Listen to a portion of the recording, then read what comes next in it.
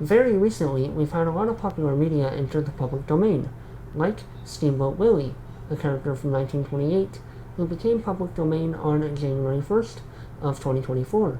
Then, on January 1st of 2025, we had the book All Quiet on the Western Front enter the public domain, which was published on January 29th of 1929.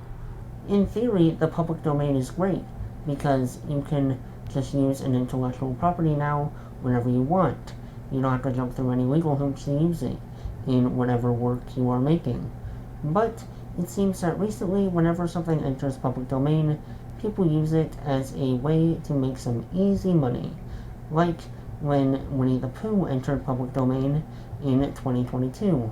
We very soon afterwards got some very, very, very terrible Winnie the Pooh horror movies, Winnie the Pooh Blood and Honey 1 and 2. Now, the way the copyright law basically works is that with any copyrighted material created before 1978, the copyright lasts 95 years.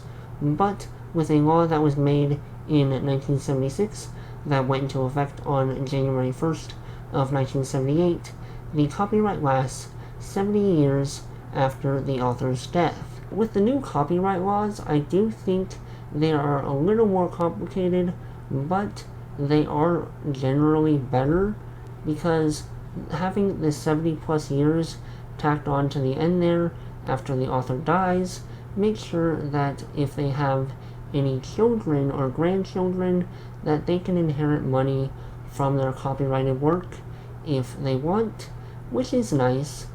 But the 95 years just flat is way simpler. Here's a list of popular characters that will soon be public domain. First, we'll have King Kong, who will be public domain on January 1st of 2029. Then, we'll have Superman and Batman, who will be public domain on January 1st of 2035 and January 1st of 2036, respectively, with Superman first being introduced in Action Comics number 1 in June of 1938, and Batman first being introduced in Detective Comics number 27 in May of 1939. Also in 2035, James Bond will enter public domain as he was introduced in Ian Fleming's novel Casino Royale, which released on April 13th of 1953.